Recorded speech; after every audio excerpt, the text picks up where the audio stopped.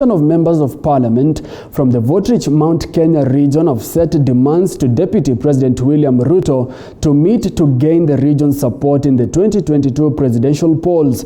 The demands, based on the region's economy, touching on the welfare of tea and dairy farmers, have allegedly been drafted by Ruto's Tanga allies from the region. The lawmakers are set to escalate to political demands, with Ruto's running mate position being their bare minimum. The Mount Kenya region has been a hard nut to crack for Deputy President William Ruto, who has been making constant visits to the vote-rich region to woo voters to elect him as president in his plans to succeed President Uhuru Kenyatta next year.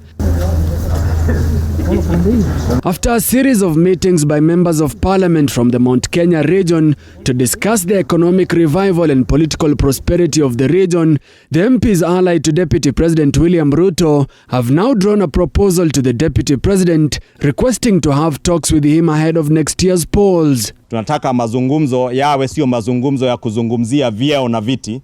Tunataka tuanzie mazungumzo na yawe yanazingatia tabu na maisha ya mwananchi ambaye tunamwakilisha. We are really just only focusing at this point and in this phase on economic growth of the country, on getting us back on track, and once we are back on track, then every Kenyan will be happy. You know very well that the government that we elected before and the government that came after the handshake is different.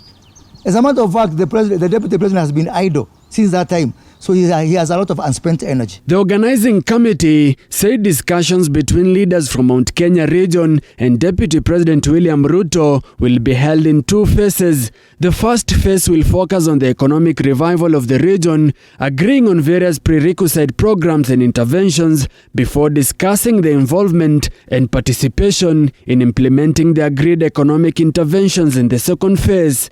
Sources indicate that if the negotiations have an agreed plan for Part 1, they will then engage the DP on political issues. The MPs are said to be pushing for a Ruto's running mate from the region as the bare minimum in their negotiations. The Tanga MPs are, however, split between former Agriculture Cabinet Secretary Mwangi Kiunjuri and Mathura Member of Parliament Rigathi Gachagua as Ruto's running mate. Ruto's 2022 ambitions and inclination towards his new political outfit, the United Democratic Alliance UDA, previously known as the Party for Development and Reforms PDR, has caused jitters within the Jubilee Party. A section of Jubilee MPs have asked the Deputy President to ship out, with his Mount Kenya allies coming to his defense, claiming the Jubilee Party's future post-2022 is uncertain. And if a political party ownership or ideas was about something that was agreed before the elections, if that political party goes and changes, then the Jubilee Party has the authority or the mandate to either stay or divorce. And so when Jubilee says they're not interested in UDA, I don't see why UDA should insist they would want to be there, because UDA is an independent party. UDA is a party that can stand by itself. It doesn't have to be like a tick that it has to be there with Jubilee. Severing those relationships is obviously offending the previous agreement. Nevertheless, I think a party cannot be held at ransom by another party that is not minded about forming the next government. I think Jubilee has no interest of forming the next government or being part of the next government. A section of Tanga members of parliament and county assemblies met this week in Mathura Member of Parliament Rigathi Gachagua's home in Nyeri County to draft their negotiation terms with Ruto ahead of next year's general polls. Mtu hawezi enda kukaa chini na mtu ambaye hajamjua. Hata wakati unatongoza msichana ama unataka kuwa na mwanamke, kwanza mkae na yeye kidogo, umjue, ujue ni watabia mzuri kabla umwambie mkae. Ni vizuri pia tukae na yeye tumuulize, ukichukua uongozi, wakulima wetu wa kahawa watanufaika namna gani? Wakulima wetu wa majani chai watanufaika namna gani?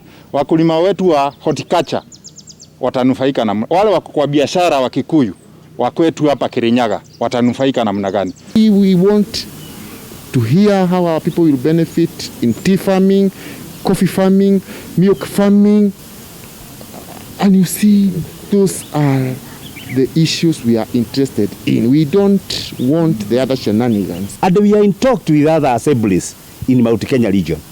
And actually we are having meetings. We will have several meetings. So that we also have, because we also have demands from our people, we will also now be able to form our demands, and they have a group whereby we will take them forward. But Kieni Member of Parliament Kanini Kega says the Mount Kenya Tanga faction's turnaround was expected, accusing Ruto's supporters of hypocrisy. Members of Parliament who are aligned to the DP were all over saying, oh, our candidates DP. In fact, I remember there is one member of Parliament whom I'm going to quote, Dede Nyoro, saying that DP will be the Mount Kenya spokesman. And now they have done, a turnaround to now say, oh, now before we now endorse you, you have to agree to certain terms. It's like a lady, a beautiful lady who has, instead of waiting for her to be proposed, she is now herself taking herself to the husband and staying with the husband, getting 2 kids. And then when they have 2 kids, that's the time now that she is saying, oh, we need to go and see our parents. We need to negotiate for dowry. The husband might refuse and say, my goodness, I don't want you. That is the situation those guys are in.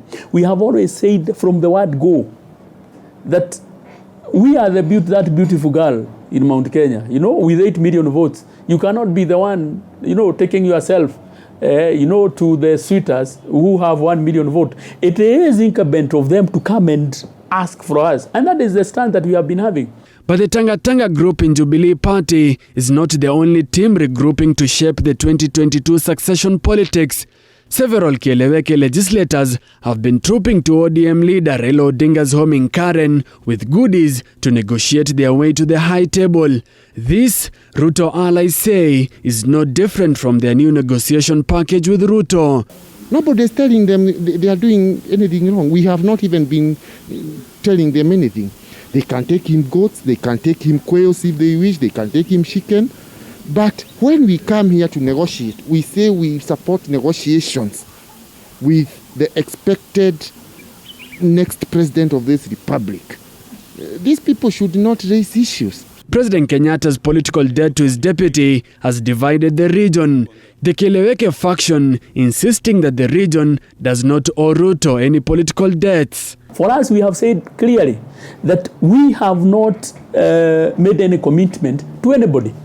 It is a person who will give us, the best offer. That's the person who will be able to give our votes. But it is not one individual, basically because you have made a side bet, that's the person you are going to, because you have negotiated for a position. But the two factions in the mountain seem to be agreeing on one thing. Viongozi wanakutana ndio waweze kutetea watu wao tukienda mbele.